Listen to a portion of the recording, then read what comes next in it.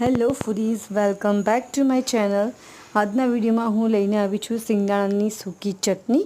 આ ચટણી લસણ સાથે પણ બનાવાય છે અને લસણ વગર પણ બનાવાય છે, પણ આજે હું લસણ વગર બનાવવાની છું. જનરલી આ ચટણી પર્યુષણમાં જૈન લોકો હોય છે એ બનાવતા હોય છે.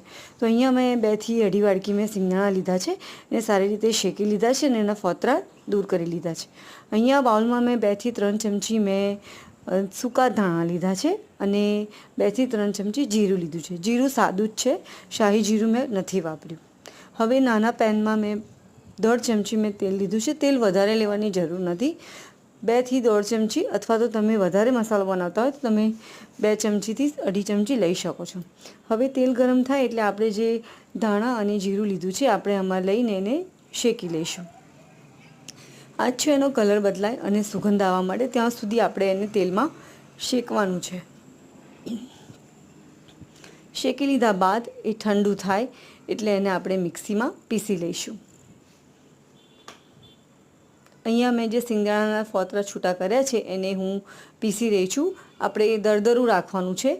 તમે સાદા મિક્સરમાં પલ્સ મોડ પર તમે પીસી શકો છો. તો અહીંયા સિંગદાણા મેં પીસી લીધા છે. હવે જે આપણે ધાણા અને જીરું શેક્યું હતું એને હવે હું અહીંયા મિક્સી બાઉલમાં લઈને એને પણ પીસી રહી છું.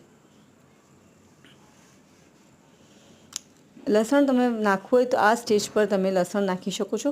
લસણને પણ તમે તેલમાં સાધારણ સાંતળી લેવાનું, ત્યારબાદ તમે આમાં લસણ એડ કરી શકો છો.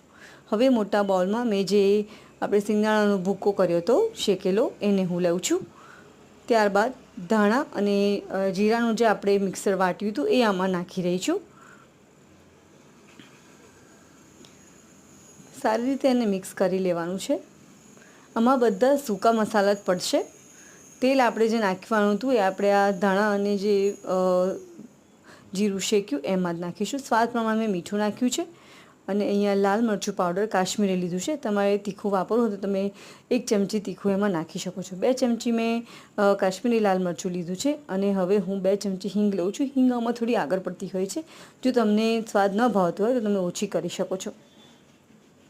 અને લાસ્ટમાં સંચર, 1 ચમચી સંચર લીધું છે, 1 થી સવા ચમચી જેવું. ત્યારબાદ એને સારી રીતે મિક્સ કરીને કન્ટેનરમાં ભરી લો. તૈયાર છે સિંગદાણાની ચટણી. Thank you for watching.